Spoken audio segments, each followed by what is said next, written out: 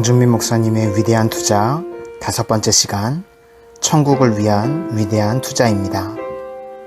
천국에 관한 숱한 오해가 있습니다. 하나님은 우리 마음속에 영원한 것에 대한 사모함을 주셨습니다. 그래서 이 땅에 사는 동안에는 진정한 만족이란 없습니다. 어느 정도의 만족만 있을 뿐입니다. 하나님이 우리에게 영원한 세계에서 누릴 그것에 대한 갈증을 주셨기 때문입니다. 그런데 정말로 당장 천국에 가고 싶습니까? 오늘 밤에 죽어도 좋습니까? 우리는 천국에 가고 싶다고 말하면서도 실제로 가려고 하지 않습니다. 왜 그럴까요? C.S. 루이스는 순전한 기독교에서 천국을 원하는 사람은 거의 없다. 우리가 떠올리는 천국은 기껏해야 죽은 친구들을 다시 만나는 곳일 뿐이다. 진정한 천국을 갈망하지 않는 이유 중 하나는 훈련이 되지 않았기 때문이라고 말했습니다. 그는 천국을 원하면서도 그것을 깨닫지 못하는 것을 또 다른 이유로 들었습니다. 우리가 천국을 어느 정도 맛볼 수 있는 곳은 가정과 교회인데, 가정이나 교회에 나름대로 문제가 있으니 집에도 가기 싫고 교회에도 가기 싫은 것입니다. 그러니 천국에 가는 것도 싫어집니다. 천국이 교회와 같은 곳일까봐 그렇습니다. C.S. 루이스는 이 세상에서는 결코 만족시킬 수 없는 갈망이 내 안에 있다면 그것은 내가 다른 세상을 위해 지어졌기 때문이라고 보는 것이 가장 타당하다고 말합니다. 이 땅에 사는 동안에 진정한 만족이란 있을 수 없다는 뜻입니다. 그냥 미리 맛보는 수준에 불과합니다.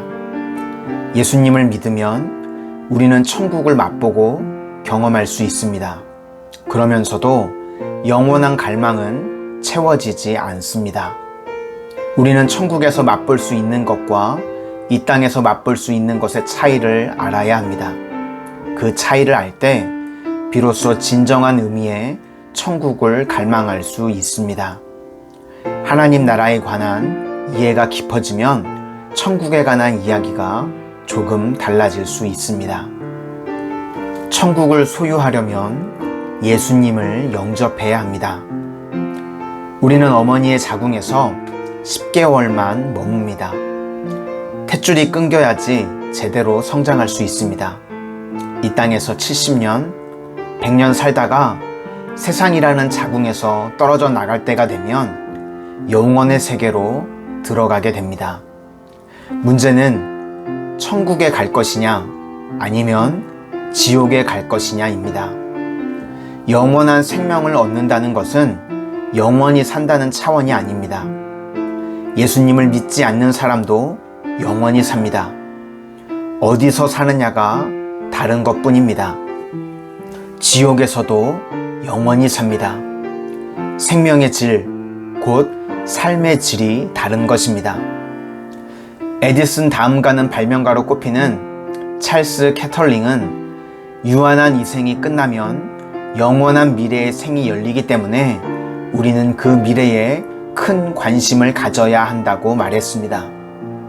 영생이란 영원히 산다는 의미도 있지만 하나님의 사랑의 생명이 우리 안에 들어와서 하나님 나라를 맛보게 한다는 뜻도 있습니다. 우리는 영생을 미리 누릴 수 있고 누려야만 합니다. 우리는 천국을 어떻게 소유할 수 있을까요? 예수님을 영접함으로써 천국을 소유할 수 있습니다. 예수님 안에 천국이 있습니다. 예수님이 계신 곳, 예수님이 통치하시는 곳이 바로 천국입니다. 그러므로 예수님을 마음에 모시는 순간 우리는 천국을 경험할 수 있습니다. 문제는 마음의 왕자에 내가 앉아 있다는 것입니다. 예수님이 왕자에 앉아 통치하셔야만 천국을 경험할 수 있습니다. 예수님은 천국 복음을 전하기 위해 이 땅에 오셨습니다. 예수님을 믿으면 천국 시민권을 소유하게 됩니다.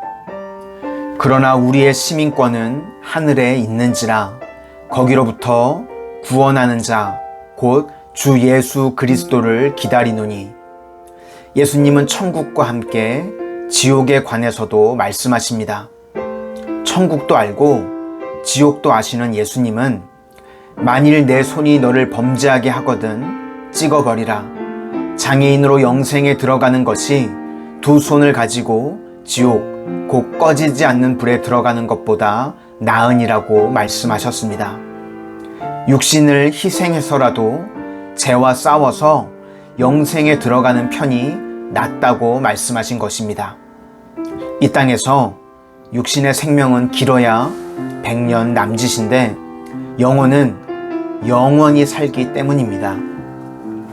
천국에서 가장 중요한 것은 관계입니다. 그래서 우리는 관계를 맺는데 투자를 많이 하고 관계 기술을 터득해야 합니다. 예수님은 하나님과 단절된 우리를 하나님과 다시 이어주시기 위해 이 땅에 오셨습니다. 그럼으로써 에덴 동산을 회복하시려는 것입니다. 에덴의 회복은 무엇일까요? 바로 관계의 회복입니다. 천국은 예수님이 계신 곳이고 지옥은 원래 귀신을 위해서 만들어진 곳입니다. 천국과 마찬가지로 지옥 또한 장소적 개념뿐 아니라 관계의 개념이기도 합니다. 지옥은 하나님과의 단절을 의미합니다. 지옥에는 사랑이 없고 악만 존재합니다. 지금 천국을 누리며 미래에 들어가십시오. 하나님 나라는 이 세상의 공간 개념을 초월합니다. 차원이 다른 것입니다. 씨앗과 꽃과 열매의 차원이 다르듯이 이 땅에서 경험하는 하나님 나라와 미래에 들어가게 될 하나님 나라는 차원이 다릅니다. 천국이 공간적 개념인 것은 분명합니다. 예수님은 분명히 하늘에서 내려오셨고 하늘로 올라가셨습니다. 또한 장차 하늘로부터 다시 오실 것이기 때문입니다. 우리는 이 땅을 떠나면서 천국으로 들어가게 될 것입니다.